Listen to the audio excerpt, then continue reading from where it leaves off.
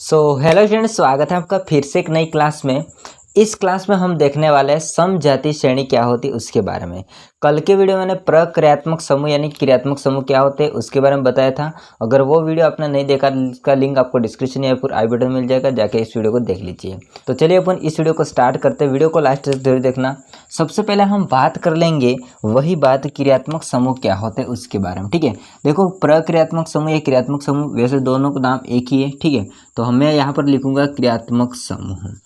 तो अगर मैं क्रियात्मक समूह की बात करता हूँ भैया, तो एक क्रियात्मक समूह का मैं नाम लिखता हूँ, वो है आपका अल्कोहल।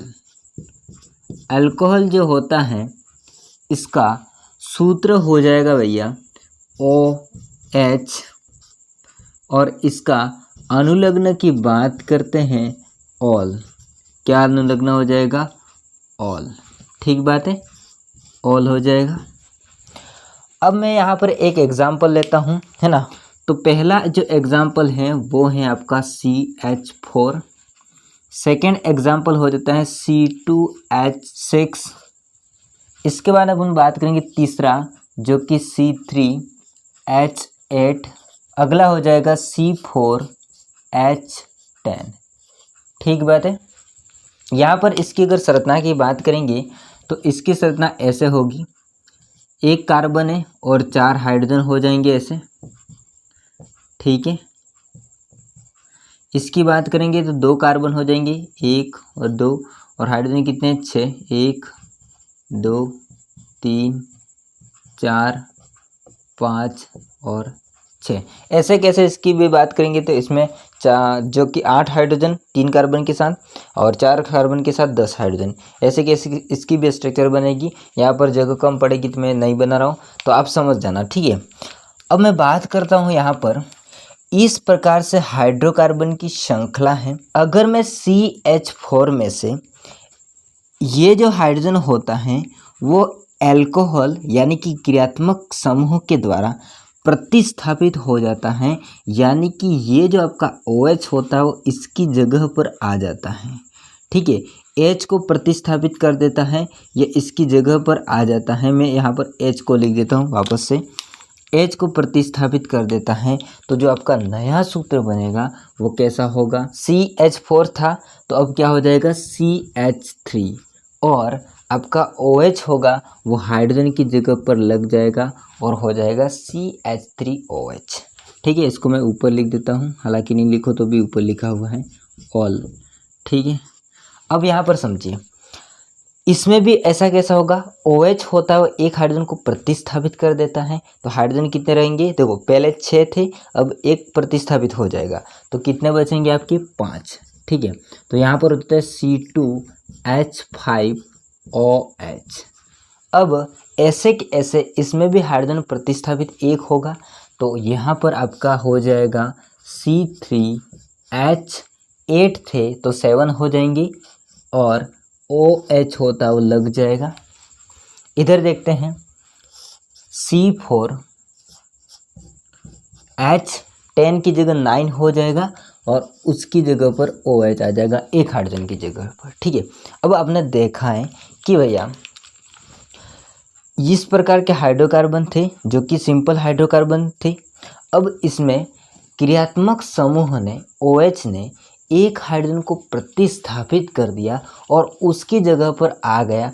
तो जहाँ पर आप देखेंगे तो सभी हाइड्रोकार्बन श्रृंखला में OH समूह होता है वो प्रतिस्थापित कर रहा है। जब हाइड्रोजन एक ही क्रियात्मक समूह के द्वारा प्रतिस्थापित होता है तो उसको अपन कहते हैं समजातीय श्रेणी।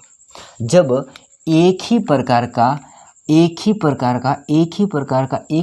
क्रियात्मक समूह हाइड्रोजन को प्रतिस्थापित करता है तो उसे अपन क्या कहते हैं? समजातीय श्रेणी कहते हैं। अब इसकी अगर अपन बात करेंगे, देखिए C2H6 में से CH4 को घटाते हैं तो 2 कार्बन में से एक कार्बन जाएगा तो कितना कार्बन रहेगा? एक कार्बन। ठीक है, एक कार्बन रहा। 6 हाइड्रोजन में से 4 हाइड्रोजन जाएंगे तो कितने रहेंगे? 2 हाइड्रोजन, अर्थात CH2। ठीक है, अगर इसको इसमें घटाएंगे तो 3 कार्बन में से 2 कार्बन जाएंगे तो 1 कार्बन यानी कि C। 8 हाइड्रोजन में से 6 हाइड्रोजन घटाएंगे तो 2 हाइड्रोजन बचेंगे, अर्थात इनके मध्य भी CH2 का अंतर है, इनके मध्य भी CH2 का अंतर है, इनके मध्य भी CH2 का अंतर है। जब CH2 का अंतर इस प्रकार से क्रमबद्ध आता है तो इसको अपन समजातीय श्रेणी कहते हैं।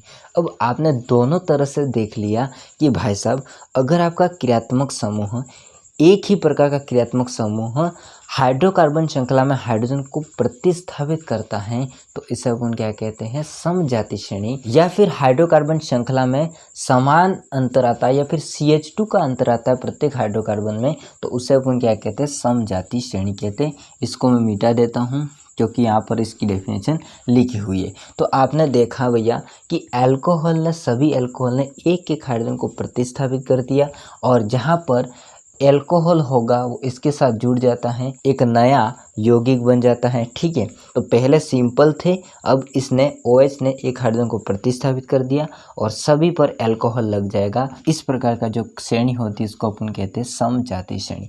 अब इसकी डेफिनेशन को पढ़िए, यौगिकों की वह श्रृंखला जिसमें कार्बन श्रृंखला में ठीक है स्थित हाइड्रोजन ठीक है, ये हाइड्रोजन है वो एक ही प्रकार के प्रक्रियात्मक समूह OH ठीक है क्रियात्मक समूह द्वारा प्रतिस्थापित करता है या प्रतिस्थापित होता है उसे अपन क्या कहते हैं, समजातीय श्रेणी कहते हैं।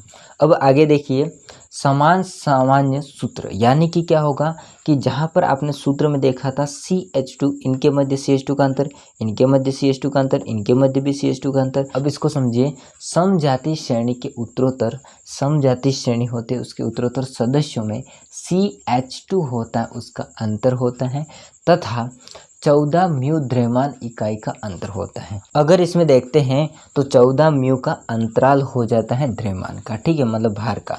एंड आगे अपन समझेंगे कि समान रासायनिक गुणधर्मों तथा अणु का द्रव्यमान बढ़ने से इनके भौतिक गुणधर्मों में क्या आती है, भिन्नता आती है। तो आई होप को सारा समझ में आया होगा कि समजातीय श्रेणी क्या होती है।